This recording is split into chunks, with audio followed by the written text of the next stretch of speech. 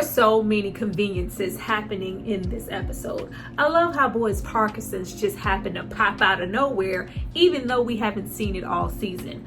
I love how Sarah got to hear those voices, even though she hasn't heard one all season. And Elgin, if you are going to be that obvious, just go ahead and tell Ellis that you kidnapped Fatima and where you're hiding her. I can't stay.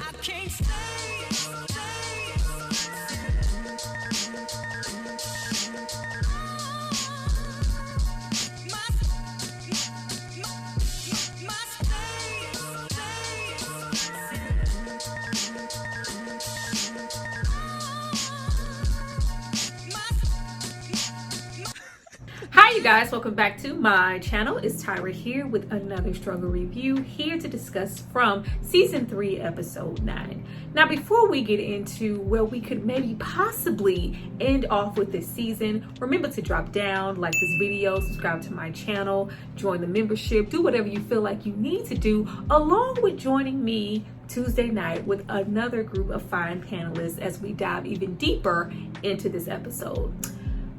Let's start with Boyd. Now, Boyd and Ellis are out hunting for Fatima just as we knew that they would, but we can't make it very far because those shakes immediately start, stopping Boyd dead in his tracks, causing his whole body to shut down. Now he's faced with having to tell Ellis everything, all the way from him being sick to him witnessing Miss Chin die. And maybe this is all because the creatures, they're laughing. They stated that they wanted to prove a point and break me down. How do we know that this isn't a result of what's happening to Fatima? Like, I just, the way I don't care.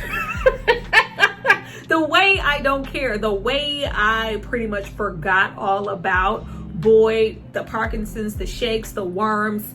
I haven't thought about it because they haven't presented it to us at all. So for it to be in our face now and we have Boyd back to contemplating what it all really means, getting things in order, you know, hey Kenny, if and when I decide to go out of here, I need to know that you got it. You're going to protect my family. Hey Ellis, you have to be strong. Like, child, when Boyd went up to the window and waved his gun, and I was like, all right, he had that same type of energy from Fatima before she went through her change. Like, telling Ellis that the From is on a mission to break him down and him displaying that type of behavior. Oh baby, we're broke. We're broke. What were you gonna do? You're gonna shoot the glass, you're gonna shoot it, let it in, let it kill you. And Ellis, like, Boyd is broken, and it leaves me nervous for what exactly he's gonna do leaving off of this season. What condition is he gonna be left in? What kind of behavior is he gonna display? Because it's just been escalating all season, making poor decisions, lying, like this whole situation with Tilly.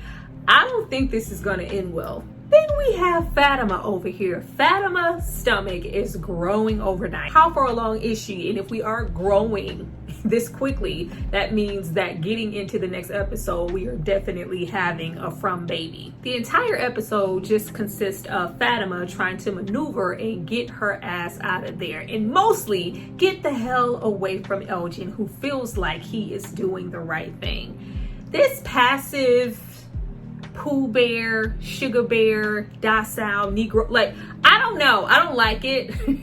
I don't like it. I think that with the rapport that she was building with Tilly, this would have maybe came off a bit more natural. Even her being trusting enough to wind up in there, it's not reading right. Force feeding of the blood, sort of, kinda. And the narrative is that the baby hasn't been growing, it's been lashing out. She's been angry because the baby is hungry, and once you have this baby, we will be free to go home. Yeah, this is a whole nother Sarah situation. There's no way in hell that this is going to set anybody free, but I guess we're supposed to identify with Elgin because he believes that he's doing the right thing.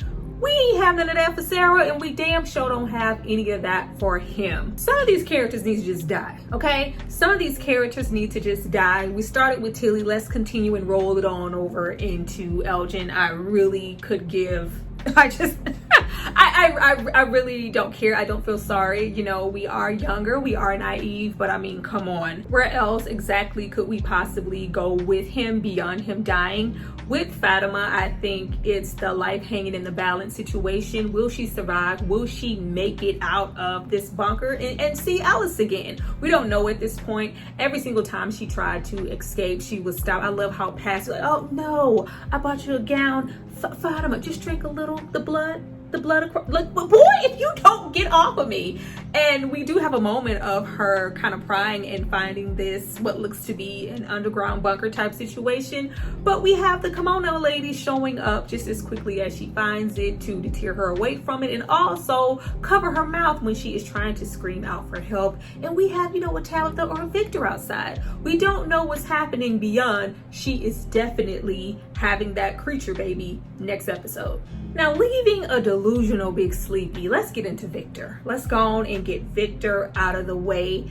Every single time the series has Victor take 2 steps towards any type of adulthood, we take 5 steps back towards trauma-induced adolescence. At this point, I don't really think the show would know exactly what to do with Victor if he wasn't constantly revolving around this one state and not evolving from it even just a little bit. But the tantrum is here. The tantrum is here. The fear is here. We are destroying things. What he normally does, especially when it comes to his mother, internalizing exactly what happened to her. Since learning the news from Jasper, that wasn't Jasper, but the boy in white, and finding out that he passed this information on to his mother. It's my fault. I'm the cause of her death. We have seen him seasons and seasons go through the same thing with the sister. You know, maybe I should have went with her, tried to stop her. I didn't do anything. And then you have somebody have to come along like Tabitha and say, you know, you were just a boy. It's okay. You didn't have any control. Relax, Victor, and try to calm him down. With Victor kind of being our center, I think if and when he ever evolves from that and gets to some answers, it's definitely the end of, you know, the season or the show, whatever. But guess who pops out? Guess who pops out when in this state, Victor decides no more. I'm chopping down these damn trees. They haven't brought anything but ill will. The boy in white pops out. The boy, the hell, almost the man in white at this point. The teen in white, because he's big. Everything's changing. Like, popped out and did what? What he always does. Gave us no answers. I was so happy that Victor spoke the truth the only way he could in that moment. Can you just help me? If you came here to stop me and tell me that I can't cut down these trees, I want to save myself. I want to save my family, my friends. Just help me. Direct message. Just tell me what to do. What does the man in white say?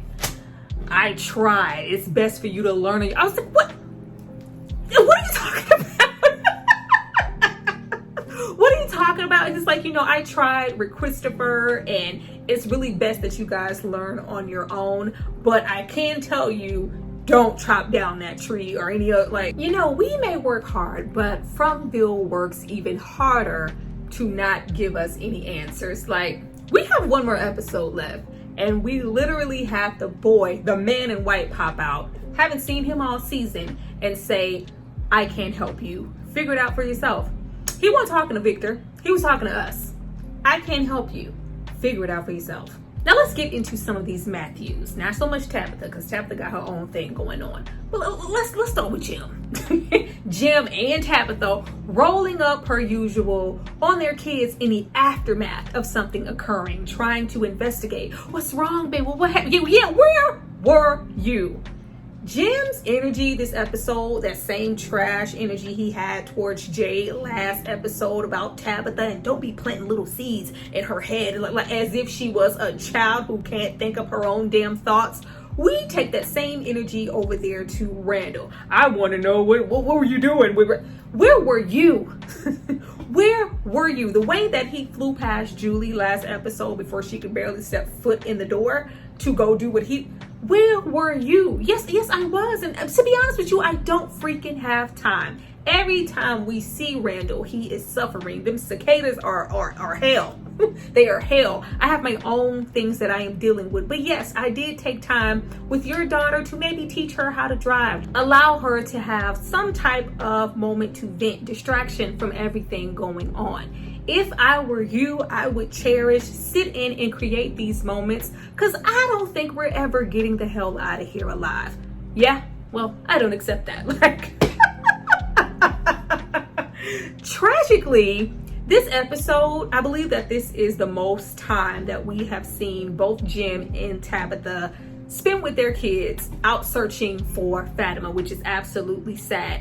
And we have Jim even try to kind of flip it here. I was like, this thought never entered my mind, but it's like, yeah, well, Julie's been real off and real distant, not saying too much of anything ever since that experience happened. Can you give me some intel? Tell me something. I'm just lost as a dad. Like, there hasn't really been time to even consider or sit with Julie to go through anything or any process with her for her to confide about anything. We also have him spending time with Ethan in this episode and just trying to love on him, make him feel better about the situation, all the changes that he's going through, especially like losing Miss Chen and the From. And, you know, even though these things happen, we don't stop trying to be saviors, be good people, kind of like what you tried to do being there for Julie, because, you know, my ass wasn't there. Somebody had to be there with her. This whole situation, you know, let's not stop being who we are and trying to think and be positive, even though things around us might be crumbling. Thomas is on the radio. Thomas, you know, that baby speaking full goo goo gaga sentences. Like, it's like, yeah, Dad, we don't give it any energy this time because we could recognize that nothing in the From has a desire to help us. Like, we may have him spending more time with Bacta now that she's the new Miss Chen. I just guess we gotta put all the minorities in the kitchen, huh? I'm sorry. Places, Bacta ended up in the diner. I don't know. I thought we would have more use for Bacta. Not saying that all work in Fromville isn't important, but you know, the kitchen of all places. Baby, when Ethan said, I miss Miss Chen's pancake, I was like, oh, you don't want them Auntie Mama pancakes? You don't want them sister pancakes? You couldn't tell me them pancakes weren't slapping Ethan, but okay, he said don't want those. But maybe, I don't know, in the episode that we have to come, we'll see them building a rapport or something. Nobody at all. Sarah hearing the voices. Out of nowhere. Out of freaking nowhere. This episode said, boy in white, board shaking. Sarah in those voices. We're gonna throw it back all in your face, even though we have not seen any of it this season. Like, if there could have just been little, it's been non-existent. So now these things feel really contrived and jarring. But she hears these voices. They say, yeah, we mumbling and cackling because you won't find her. She's not missing. In fact, she was taken. Very ominous. Felt like Fatima isn't gonna make it and you guys can't do anything about it. And the way that From presents things, just like Thomas with Mom is out in an ambulance, she's gonna need your help. Like, this setup for Ellis, of, you know, all people to just be out there tediously looking for her, and for, like, you know, they don't give information for nothing. So who knows? But this may play into Donna's situation. Now, Donna, big surprise, she feels like what Fatima really represents to the community and Colony House would just break everybody. It would not just her, because this isn't about her and her personal relationship with Fatima. This is about the people. She's not Boyd. This is about the people and what she represents, what she means in this community. It can't be broken. We need to lie.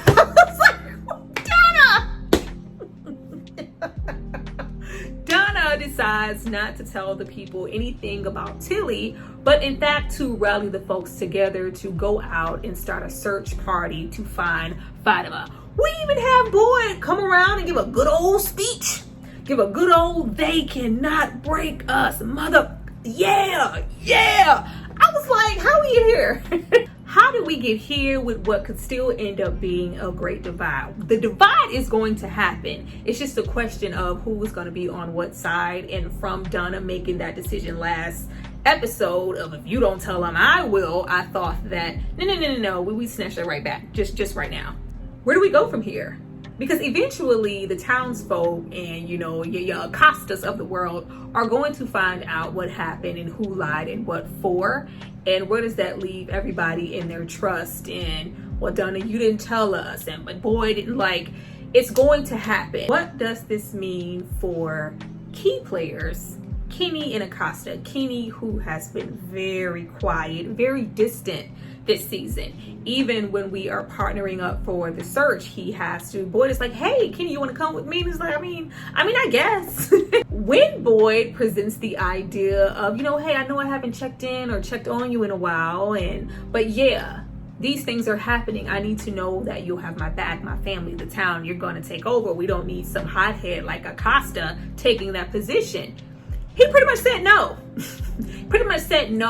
If you need help in this moment for me to be, your deputy, I'll take that back on. But don't put that on me. Who wants this? No, nobody wants this, Miranda. Everybody wants this. Nobody wants this, Boyd. And then we've had Kenny spending what seems to be time with Acosta. She's also in Colony House, still walking around in that goddamn respect my authority.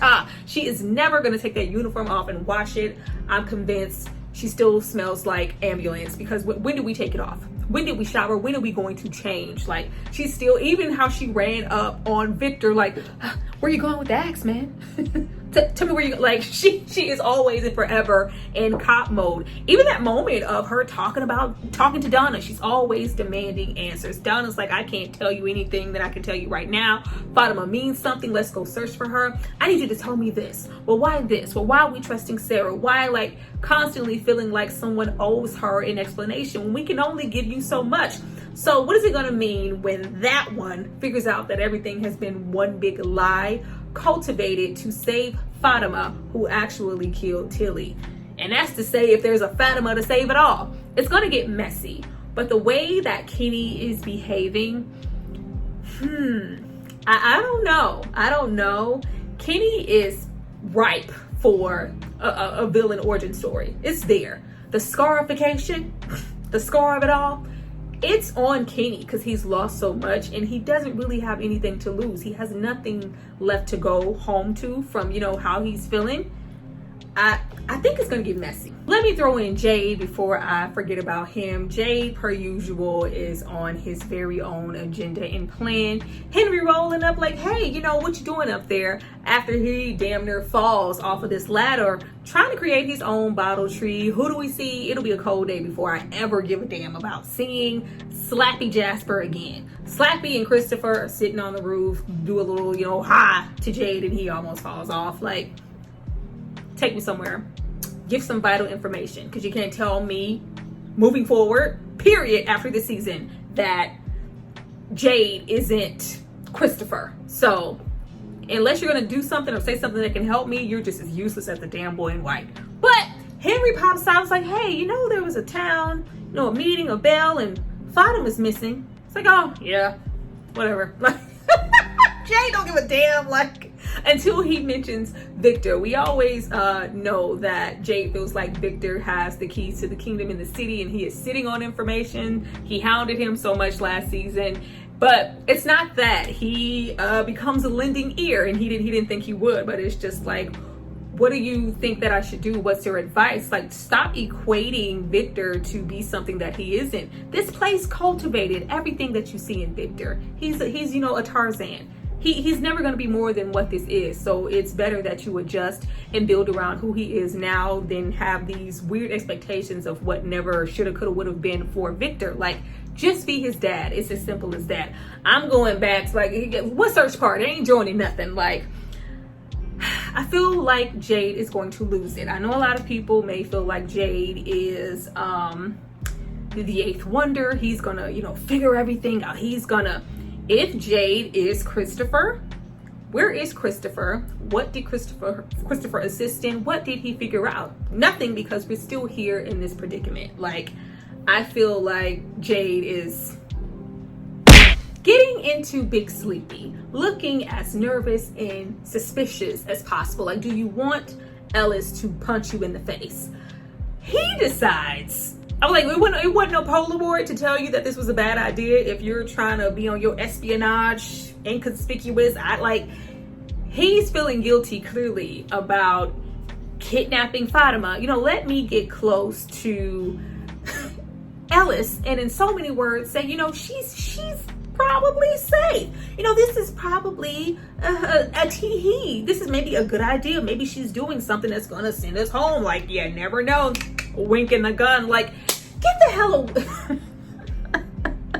Teaming up with Ellis to find Fatima, and all along the way, oh dear, oh bear, oh Christopher Robin. Like, clearly Ellis don't want to hear none of that. This isn't a positive situation. This is scary. It's going to be dark soon. We don't know where she is. So you trying to bring forth all of this light and positivity that maybe it's a good thing. Just telling yourself, just purge and telling yourself even further. Like, it's not going to be long before Ellis catches on that Elgin is lying, or he is covering, or he's saying too much but not really saying nothing at all. But you're saying enough for me to look at you sideways, and he gonna F him up. So something's gonna happen. Like, he's just, you would have did better just going off big man on your own. John Coffey, you would have did better just going, walking off on your own, trying to project positivity all the while you are looking guilty as hell. That was not a good idea.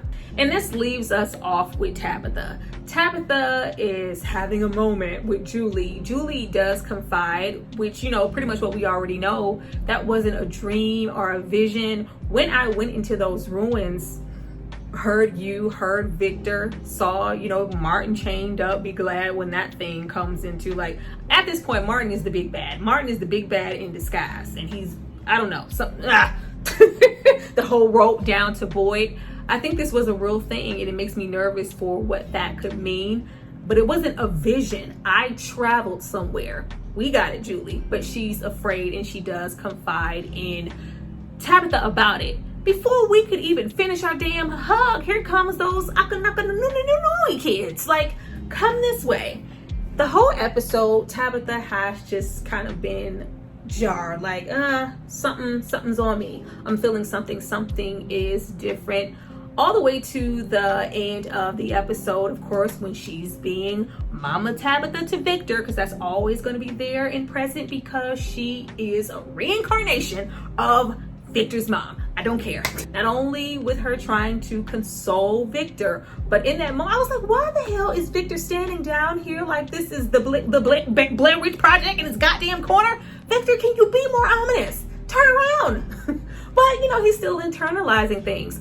When she goes to hug him, we have flashes of Victor's mom in that same place, hugging Victor, hugging the sister, all the way to her running out, and we are seeing her death, which was committed at the hands of the smiley creature. Like, and Tabitha freaks out. Tabitha freaks out, like, just when we made it safe for her to travel and follow an uncouey kid, because, she was so scared and sliding down walls, and no, we present another fear. And I don't think it's a vision. It's not a dream. These are memories. These are memories because she is a reincarnation, and she's like, oh, this isn't possible. She's afraid. And of course, we end off the episode. I really don't know what the show could do to wrap anything up in a bow. I mean, not so much a bow, but that would suffice the way I'm feeling with the season as we're ending off. I don't think anything spectacular is going to happen in the finale episode to have, warranted, like, oh my God, like, unless they pull off something amazing and the writing is just immaculate. I really don't know, because we have so many things kind of left open here. I guess like the big thing will be if Fatima is going to survive. Are they going to find her body? What will the monster creature baby look like? Like, the whole episode is probably going to be spent on childbirth. Like I said, Ellis is not crazy. He is gonna pop off and bust Elgin in his shit. Like, that wasn't smart. That's coming. And I don't know, maybe Tabitha will present some new information. Like, I really have no idea what's gonna happen, but I'm not really like passionate or excited for anything. Like, unless we have like some major deaths, like oh my goodness. But where will we go with a major death when I'm thinking that Miss Chen's death in the beginning was supposed to be that major hard-hitting episode, or if we have the truth come out and that great divide happen. It needs to be something. Well, you guys, that was my review from season 3, episode 9. Let me know how you guys felt about it. Like, how are you feeling about the show? We literally have one more episode and that's it. That's it, and that's crazy because I feel like the show has so much more to say. I don't feel like we've learned enough, so I'm looking forward to see how they wrap it up, but also leave us with enough anticipation to really indulge and engage with the new season. But I look forward to listening and reading you guys' comments. Be sure to roll up Tuesday and get into that deep dive live of the same episode. Be sure to like, subscribe, share, and support the channel and support the video. I really appreciate it. I see you guys next time for my next recap. Bye.